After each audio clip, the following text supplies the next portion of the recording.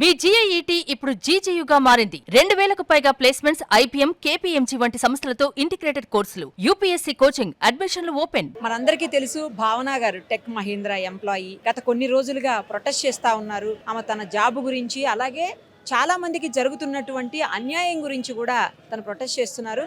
అయితే ఆమె ప్రొటెస్ట్ నిన్న మొన్నటి దాకా ఆమె ఇంటి దగ్గర, లేదంటే ఆమె ఆఫీస్ దగ్గర అయితే ఈ రోజు ఏకంగా ధర్నా చౌక్కే వచ్చేసింది. ఆమెతో పాటు చాలా మంది ఆమెకు సపోర్ట్ చేస్తూ ఇక్కడ ఉన్నటువంటి సిచ్యుయేషన్ ఈ రోజు. అంటే ఎంతమంది ఎంప్లాయీస్ ఇబ్బంది పడుతున్నారు అనేది మనకు అర్థమవుతుంది. ఒకసారి తనతో మాట్లాడదాము. భావన గారు, ఈ రోజు నేను స్టార్ట్ చేసినప్పుడు మీరు ఒక్కళ్ళే, ఈ రోజు ఇంతమంది మీ పక్కన ఉన్నారు.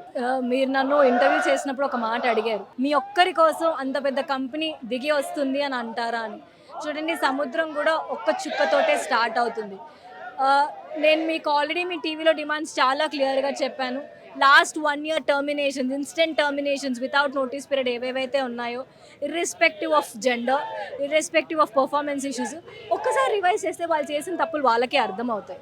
సెకండ్లీ ఏంటంటే అండి, ఏ ముగ్గురు వల్ల అయితే ఆ పర్టిక్యులర్ ప్రాసెస్ అలా ఉందో, విమెన్కి రెస్పెక్ట్ లేకుండా, లేకపోతే వాళ్ళ ఇష్టారాజ్యంగా ఏదైతే వాళ్ళు నడుపుతున్నారో, ఇట్ హ్యాస్ టు స్టాప్ అండి. ఆ ముగ్గురు టర్మినేట్ అయిపోయేంత వరకు నా ధర్నాలు, నా ర్యాలీలు ఏవి ఆపను మేడం నేను. All of those 3 have to be terminated. ఎందుకంటే వాళ్ళని చూసి మిగతా ఇంకొక ముగ్గురు అలా చేయకుండా ఉంటారు. అంతకంటే ముందు వచ్చే వాళ్ళు కూడా వాళ్ళు ఒక బౌండరీస్ గీస్ చేసుకుని అందులోనే వాళ్ళు వర్క్ చేయడానికి ట్రై చేస్తారు. నా థర్డ్ డిమాండ్ వచ్చేసి, I need a proper relieving from Tech Mahindra.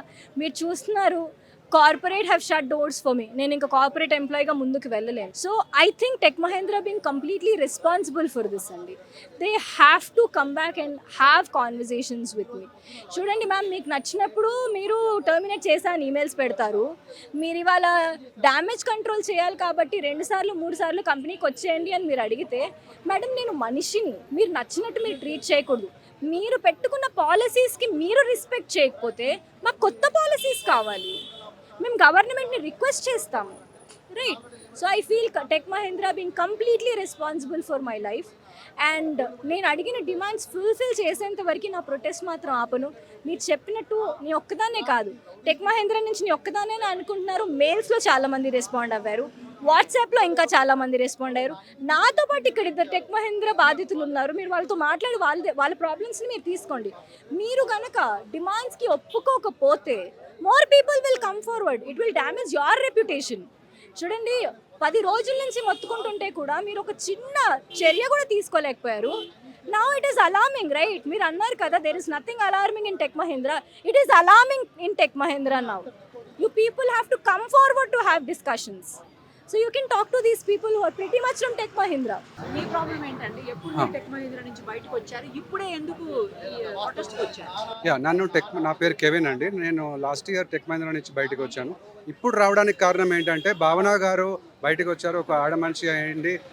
Tech Mahindra బయట రోడ్డు మీద కూర్చున్నారు ఎంతో ధైర్యంగా, ఝాన్సీ లక్ష్మీబాయి లాగా. సో నేను యాక్చువల్గా ఇన్ని రోజులు బయటకు రావకపోవడానికి కారణం ఏంటంటే, నెక్స్ట్ కంపెనీకి ప్రాబ్లం అవుతుంది, వాళ్ళు బ్యాక్గ్రౌండ్ వెరిఫికేషన్లో నెగిటివ్ రిమార్క్ ఇస్తారు అని చెప్పేసి నేను ఇంతకాలం రాలేదు. బట్ ఆవిడ వీడియో చూడగానే ఇమీడియట్గా నేను ఆవిడని కాంటాక్ట్ అయ్యి, మన ఇద్దరం అంటే అందరం ఎవరైతే బాధితులు ఉన్నారో కార్పొరేట్ ఎంప్లాయీస్ అందరం కలిసి ఒక యూనియన్ పెడదామని చెప్పేసి మేము ఒక ఇది పెట్టాము. అండ్ యూనియన్లో చాలామంది రెస్పాన్స్ బాగా వచ్చింది. ఒక 3 లక్షల పైన మంది చూశారు. చాలామంది మాకు కూడా ఇలాగే జరిగింది, మమ్మల్ని కూడా ఇలాగే తీసేశారు అంటున్నారు. నాకు వచ్చేసి నా పర్సనల్ రీజన్ వచ్చేసండి, నేను రిజైన్ చేయమంటే రిజైన్ చేయనని చెప్పేసరికి గెస్ట్ హౌస్లో ఫుడ్ తిన్నానని చెప్పేసి ఒక సిల్లీ రీజన్ పెట్టి నన్ను తీసేశారండి. అంటే ప్రాజెక్ట్లోంచి తీసేశారు.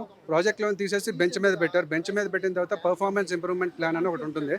అసలు పర్ఫార్మెన్స్ ఇంప్రూవ్మెంట్ ప్లాన్లో పెట్టకుండా నన్ను ఇమీడియట్గా రిజైన్ చేయమని చెప్పారు. హెచ్ఆర్లు ఎట్లా ఉంటారంటే, వాళ్ళ రూమ్లోకి రమ్మంటారు, మన మొబైల్ ఫోన్స్ లాగేసుకుంటారు, తేవద్దని చెప్తారు, ల్యాప్టాప్ ఓపెన్ చేసి ఇట్లా రిజగ్నేషన్ పెట్టే అంటారు. రిజగ్నేషన్ పెట్టకపోతే మీకు క్లీన్ ఎగ్జిట్ అనేది ఇవ్వము, మీరు రేపొద్దున వేరే కంపెనీకి వెళ్తే చాలా ప్రాబ్లం అవుతుంది అని చెప్పి. ఇది ఒక కంపెనీయే కాదండి, చాలా కంపెనీస్ ఉన్నాయి. ఐటీసీ ఇన్ఫోటెక్ కానీ, లేకపోతే వేరే కంపెనీస్, ప్రీవియస్ కంపెనీస్లో కూడా ఇట్లా జరిగింది. అలాగే మన హరీష్ గారు కూడా ఉన్నారు టెక్ మహీంద్రా నుంచి, ఆయన కూడా ప్రాబ్లం ఉంది. నా డిమాండ్, నా జాబ్ కావాలండి యాక్చువల్గా నాకు. ఎందుకంటే ఐటీ ఎంప్లాయీస్కి పర్సనల్ లోన్స్ ఉంటాయి, క్రెడిట్ కార్డ్స్ ఉంటాయి, తర్వాత హోమ్ లోన్స్ ఉంటాయి, కార్ లోన్స్ ఉంటాయి. మాకు ఇప్పుడు బ్యాంక్ రికవరీ ఏజెంట్స్ యాక్చువల్గా ఇంటికి వస్తున్నారు. నేను అదే వాళ్ళకి రాశాను. యాక్చువల్గా వాళ్ళు నాకు ఇవ్వాల్సిన ప్యాకేజ్ వచ్చేసి 37 lakhs per annum. నాకు మంత్లీ 2 lakhs పైన వస్తుంది శాలరీ, నెట్ శాలరీ. సో అయితే వాళ్ళు కావాలని చెప్పేసి టైం షీట్ అప్రూవల్ చేయకుండా ఓన్లీ 50,000 ఇవ్వడము అట్లా చేశారు అనమాట. సో అది నా ప్రాబ్లము. నాకు జాబ్ కావాలి. నాకు ఇప్పుడు నేను జాబ్లెస్ ఉన్నాను. నేను యాక్చువల్గా లా అండ్ జర్నలిజం చేస్తున్నాను ఇప్పుడు. సో ఇట్లాంటి ఈ అన్యాయం జరుగుతుంది కాబట్టి నేను యాక్చువల్గా దీని గురించి ఫైట్ చేయడానికి నేను చేస్తున్నాను. మీ పేరేంటి? మీరు ఎందుకు ఇవాళ రావాల్సి వచ్చింది? ఎప్పుడు మీ ప్రాబ్లం స్టార్ట్ అయింది? అసలు ఎక్కడ స్టార్ట్ అయింది? ఎలా స్టార్ట్ అయింది? నమస్కారం సుమన్ గారు, అందరికీ నమస్కారాలు. నా పేరు పివి హరీష్ అండి. నేను tech Mahindra overall experience 23 years ఉందండి అప్రాక్సిమేట్లీ. అందులో 2012 నుంచి 20 వరకు నేను టెక్ మహీంద్రాలో చేశాను. ఆల్మోస్ట్ 8 సంవత్సరాలు చేశాను. ఆ 8 సంవత్సరాల కెరియర్లో ఎంతోమంది మేనేజర్లు అంటే డిఫరెంట్ ప్రాజెక్ట్స్. టెక్ మహీంద్రా అనేది ఒక సర్వీస్ ఓరియంటెడ్ కంపెనీ అండి. సో చిన్న ప్రాజెక్టులు వస్తూ ఉంటాయి. వాటిని ఎగ్జిక్యూట్ చేస్తున్న టైంలో మేము పర్ఫామ్ చేసినా కానీ ఒక పర్సనల్ గ్రస్తో ఉన్నటువంటి మేనేజ్మెంట్ మనకి లో రేటింగ్ ఇస్తూ ఉంటారనమాట. దాన్ని ప్రొటెస్ట్ చేశాను. నేను 2012లో చేశాను, 14లో చేశాను.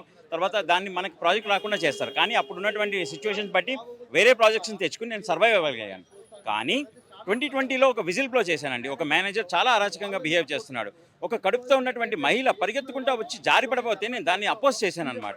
మెట్లెక్కి 5 నిమిషాలు లేట్ అయింది, నీవు 9 మీటింగ్లో ఉండాలి, 9:30 మీటింగ్లో ఉండాలని అంటే పరిగెత్తుకుంటూ వచ్చేటప్పటికి జారి పడింది చూసి నేను విజిల్ బ్లో రైజ్ చేస్తే దాని మీద నాకు యాక్షన్ తీసుకుని నన్ను ప్రాజెక్టులను తీసేసి పక్కన పెట్టారండి, అలాంటివంటి మేనేజర్ మీద. సో అప్పుడు అదే పక్కన పెట్టారు కదా అని చెప్పి బెంచ్ టైం అయిపోయిందని చెప్పి ఫోర్స్ఫుల్గా రిజైన్ చేశారు. అప్పట్లో వేరే ఉద్యోగాలు వచ్చాయి కాబట్టి మేము చేయగలిగాను. కానీ 2020లో తిరిగి మళ్ళీ మంచి నా పర్ఫార్మెన్స్ బేస్ చేసుకుని మళ్ళీ నేను 2023లో జాయిన్ అయ్యానండి. ఇలా జరిగినప్పుడుగా ఎన్నో ప్రాజెక్టులని మునిగిపోతున్నటువంటి ప్రాజెక్టులు నేను పైకి తీసుకొచ్చానండి. మా టెక్నాలజీని యూస్ చేసుకుని ఎన్నో మునిగిపోతున్న ప్రాజెక్టులను పైకి తీసుకొచ్చి మేనేజర్ నువ్వు దేవుడనని ఒక చోట నుంచి ఇంకో చోటికి పంపించి నన్ను జపాన్ పంపించారు ప్రాజెక్ట్ తీసుకురావడానికి. నేను జపాన్ నుంచి ప్రాజెక్ట్స్ తీసుకొచ్చాను, జర్మనీ పంపించారు, అక్కడ నుంచి కూడా నేను ప్రాజెక్ట్స్ తీసుకొచ్చాను. చాలా వరకు సస్టైన్ చేసినా కానీ ఒక మేనేజరు ఒక మీటింగ్లో హార్ష్గా బిహేవ్ చేశాడు. ఒక మేనేజర్ హార్ష్గా బిహేవ్ చేశారని అలా ఎలా మాట్లాడతారు అని చెప్పి నేను గట్టిగా మాట్లాడినందుకు ప్రాజెక్టులను తీసి పక్కన పెట్టేశారు. అది పర్సనల్ గజ్. ఆయన ఏంటంటే ఒక సుపీరియర్ పొజిషన్లో ఉన్నారు, ఆయన కింద ఎంతోమంది చిన్న మేనేజర్లు ఉన్నారు. సో ఆయన ఫోర్సబుల్ తోటి మాకు ఎటువంటి ప్రాజెక్టులు రాకుండా చేశారు. నేను దీన్ని విజిల్ బ్లో చేశానండి. ఒక విజిల్ బ్లో చేసినప్పుడు దాన్ని పురస్కరించుకుని ఒక టీం పెట్టి వాళ్ళు ఇన్వెస్టిగేట్ చేసి Harish correct, Harish has shown is perfect strength to the projects wear ever it is needed, so the rating is wrong అని వాళ్ళు చెప్పినా కానీ దాన్ని పక్కన పెట్టి ఎటువంటి ప్రాజెక్టులు రాకుండా మమ్మల్ని రిజైన్ చేయించారు. ఒక రూమ్లో కూర్చోబెట్టి మొబైల్ పక్కన పెట్టి లేదు మీకు ఎటువంటి ప్రాజెక్టులు రావట్లేదు, మీరు కంపల్సరీగా రిజైన్ చేయాలి, లేదా తను అన్నట్టుగా మీకు టర్మినేషన్ లెటర్ ఇస్తాము, దానివల్ల మీకు ఎటువంటి జాబ్స్ రావు, మీ కెరియర్ నాశనం అయిపోతుంది అని ఒక రూమ్లో బౌన్సర్లు మాత్రమే లేరు కానీ భయంకరమైన ఎన్విరాన్మెంట్ని క్రియేట్ చేస్తారు. దానివల్ల ఫోర్స్గా రిజైన్ చేస్తాం. ఇది అండి జరుగుతున్నటువంటి టెక్ మహీంద్రాలో. అదే కాకుండా టెక్ మహీంద్రాలో కాదు, ప్రతి ఆర్గనైజేషన్లో వాళ్ళకి code of ethical business conducts అని ఉన్నాయండి. దాంట్లోనే క్లియర్గా రాస్తుంది ఒక విజిల్ బ్లోయర్ని రిటాలియేట్ చేయకూడదు. I mean they should not remove they have to take care that he is a proper person and proper investigation is done.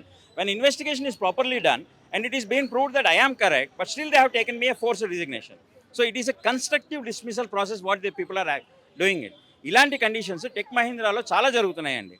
ఒకానొక టైంలో అందరూ నోరు తెరవలేరు, ఎందుకంటే వాళ్ళ కెరియర్ ప్రాబ్లం అయిపోతుందేమో అన్న భయంతో ఉంటారు. కాబట్టి వాళ్ళందరికీ స్ఫూర్తినిస్తూ మేము ఇప్పుడు మా అందరికీ ఒక స్ఫూర్తిదాయకంగా వచ్చినటువంటి భావన గారు నిజంగా తను ఒక ఝాన్సీ లక్ష్మీరావుగా వచ్చారు. తనకి సపోర్ట్ చేస్తూ మేము కూడా వస్తున్నాము.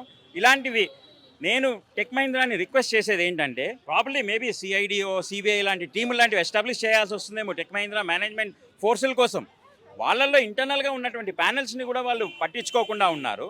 సో ప్రాపర్ ఇన్వెస్టిగేషన్ ప్యానెల్ని పెట్టి అందరూ మేనేజర్లు తప్పు కాదండి, ఎందుకంటే నేను 8 ఏళ్ళు చేశానంటే ఎంతోమంది మేనేజర్లు ఉన్నారు.